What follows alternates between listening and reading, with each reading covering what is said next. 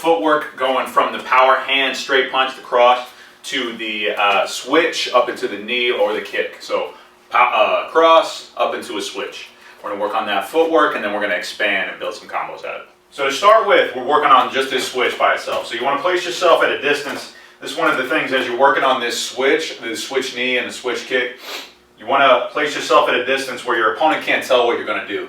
If I get in the middle of working my switch knee and my switch kick, and I keep on moving back, so say I hit this, and then I land, and I'm back here, and then the next one I do from back here, and then the next one I do from way back here, I'm placing myself real far away.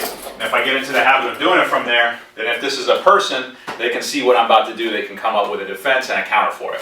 So every time that you come up into your switch, you want to make sure you're the right distance away. That's I can touch with just the end of my lead hand when I reach out my arm straight. Now from this distance, I'm going to hop switch my feet. My rear foot is going to become my front foot, and my front foot is going to hop back. Now I'm going to press up onto the ball of this front foot. I'm going to start off with the knee. So I come up, swing what was my lead shoulder down through, and I bring that knee up, boom, and stab. Placement of these 2 feet coming up into this knee is a huge deal. Basically, wherever you spot your switch from, basically that's the form that your attack is going to take. If you're too close, then your attack won't extend all the way. If you're too far away, then you'll have to lean too much with your hips.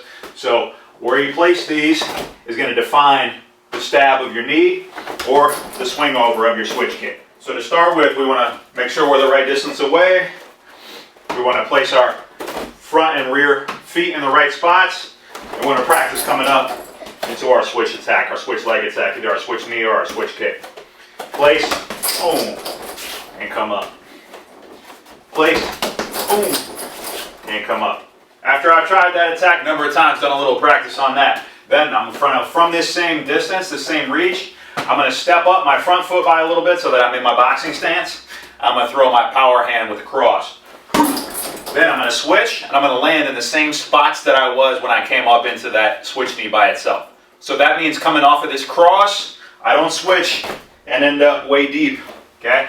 I switch to the same spot. So when I was at this, I switched and I landed here before coming up into that switch knee and stabbing to the stomach. So when I step up into my cross, boom, and then I switch my feet around, I'm going to land in the same spot that I was before. So that I can swing and stab to the stomach with the same switch knee. So it takes the same form that it did without the punch before it. To make sure that you're achieving this, you can switch back and forth. So by itself, switch knee, and then proceed it with the cross.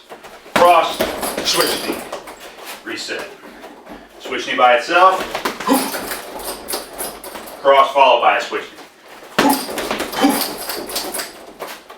Switch knee by itself, cross followed by a switch knee. Practicing those foot placements, that's the way that you're going to get that really dialed in so that that attack takes place without you having to think about where your feet are going. Your whole body's just going to automatically place correctly and come in. That comes with practice. Once you practice that a little bit and make sure that your footwork is the same coming off of your punches as it is on your switch knee by itself, then I'm going to put a jab on the front, and I'm going to put a power hand hook on the end. So I start off with jab, boom, cross, come up into my switch knee, make sure I've got my distance the way that I want it, boom, land forward, and turn over that power hand hook. So it's 1, 2, switch knee, and hook, and reset myself. 1, 2, switch knee, and hook, reset. 1, 2, switch knee, and hook.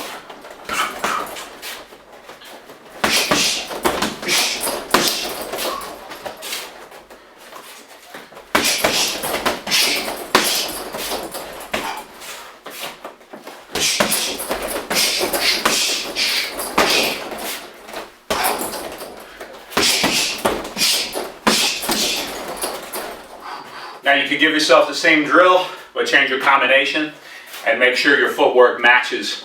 If you're doing your switch knee by itself, your footwork would be so, boom. We want to make sure our footwork coming up into a switch knee is the same if it's preceded by a different attack. Let's say we're going to go jab, power side, tie kick. So I go jab here, boom. I'm going to go tie kick to the ribs here, boom. And when I land here, I'm going to go switch knee. So when I do, switch, bang. I want my footwork to be the same as it would be if I was doing that switch knee by itself, which since I was doing it so slowly, I basically did do it by itself. But as you pick up your speed and you're blending one attack into the next, you want to make sure your footwork is matching. If you were doing it by itself, you want to do it the same in the middle of a combo. So if I went jab, boom, kick here, boom, want my footwork, boom, coming up into that switch knee to be the same as if I was doing the switch knee, just the switch knee by itself. So I want this switch knee in the middle of this combo to match. Boom, boom, switch up, boom, and hook. Ah, reset. Can go hook or elbow. Switch knee, and elbow.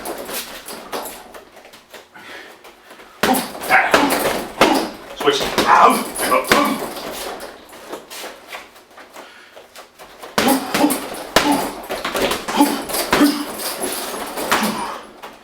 Alright, so there you have it. The small details make all the difference in Muay Thai. So your foot placement is one of those small details that makes all the difference in every different attack, in every different technique, in every different sequence. If your feet are placed in the wrong places, it's going to be very difficult to have an effective and efficient attack. But if your feet are placed right and you pivot them correctly, then everything else will fall into place behind your feet. Practicing something like this on its own, and then making sure when you place it in the middle of a longer combination that it's matching how it is on its own. That's a great way to work on perfecting your techniques and making sure that they're always the same. You want them to be a copy of the same technique that you've done many different times, so that way you know it's as effective as it can be. Thank you very much, guys. Go and grow. I'll see you next time.